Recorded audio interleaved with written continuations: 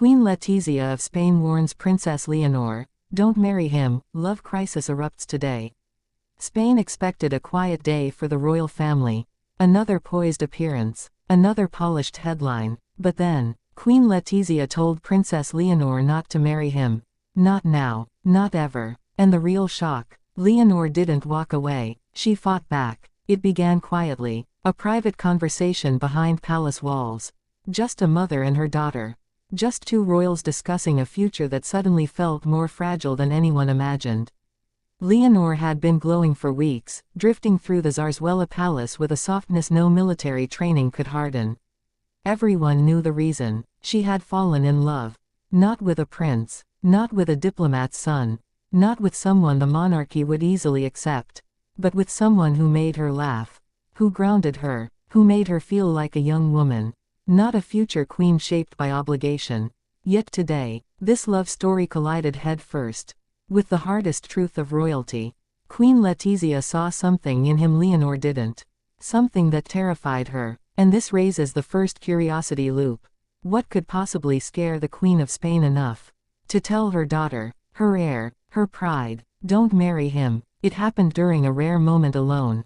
The palace was quiet. The afternoon sun stretched into the private salon, warming the polished floors. Queen Letizia sat across from Leonor, hands folded, expression calm, but her eyes were sharp with worry.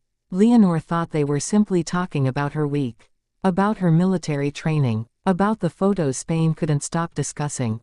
But then Letizia's tone shifted. Her voice softened, weighted with something more than concern, something close to pain. And she said the words Leonor would never forget. "Leonor, don't marry him."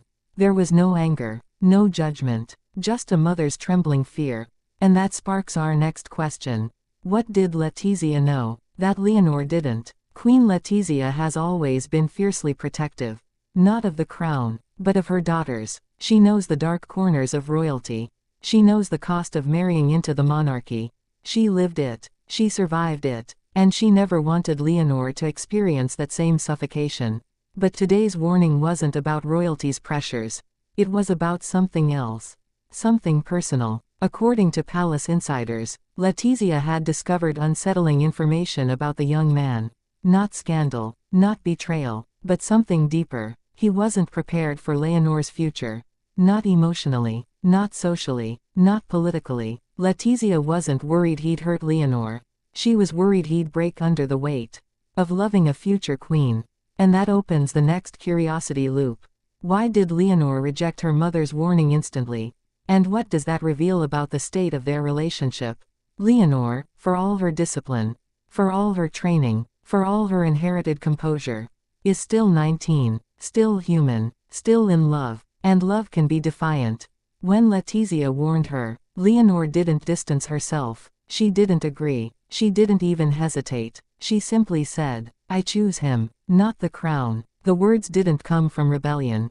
They came from heartbreak, from the fear of losing the first person who made her feel alive outside her title. But what happened next shook the palace even more. Letizia didn't get angry. She broke, because she recognized that tone. Because she had once been that woman, loving someone the world didn't think was right for a future monarch. But this leads to our next loop. What exactly happened between mother and daughter that turned a private warning into today's full-blown love crisis? The discussion escalated, not with shouting, but with quiet, devastating honesty. Letizia expressed the fears she had kept for weeks. That Leonor's boyfriend didn't understand the sacrifices ahead. That he underestimated the pressure. That he loved the woman, but not the future she carried. Leonor countered with emotion. That love wasn't supposed to be political. That relationships shouldn't be measured by royal standards. That she had the right to choose happiness, like any other young woman. Two worlds collided. The world of monarchy, the world of love. And in that collision, Leonor said something that left Letizia silent.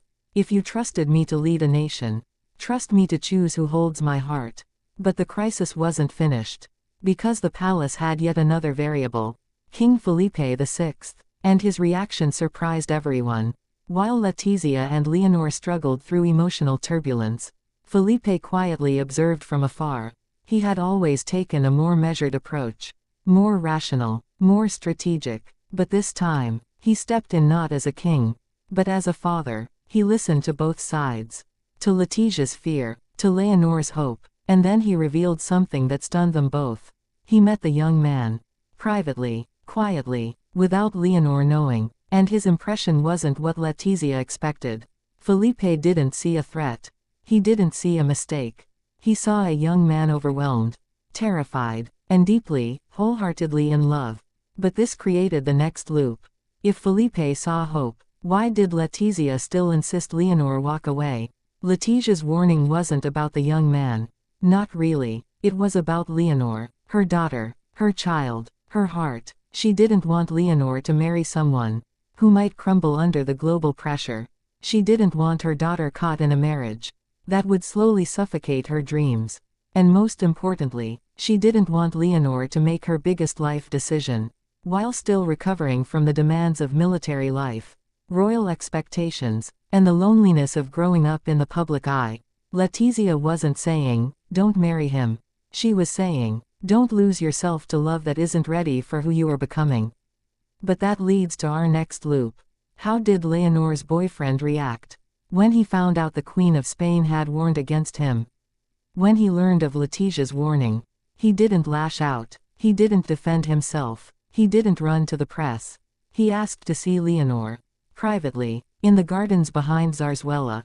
She arrived hopeful. He arrived shattered, because he told her something she never expected to hear. "I love you, but I'm afraid I can't be the man you need. Not yet." Leonor was stunned, crushed, silenced. But here is where the story deepens. He didn't walk away from her. He walked away from the pressure. He asked for time. He asked for space. He asked for the chance to grow into someone worthy of standing beside a future queen. And Leonor, with tears in her eyes, promised she would wait. But this opens the final loop. What does this mean for the future of the Spanish monarchy? And for Leonor's heart? Today's crisis wasn't a breakup. It wasn't a rejection. It wasn't a royal scandal. It was a moment of raw humanity. A moment where love, responsibility, and fear collided. Inside the palace, Queen Letizia learned something today. That her daughter loves fiercely, deeply, unapologetically. Leonor learned something, too. That the crown may shape her life, but it will not dictate her heart. And Spain learned that behind titles and uniforms are real people, with real struggles, and real love. The story isn't over. The relationship isn't over. The future isn't written. But one thing is certain. When the day comes for Leonor to choose her partner, her decision will not be political. It will not be strategic. It will not be forced. It will be hers, completely hers. And that may be the most powerful sign that she is truly ready to become Spain's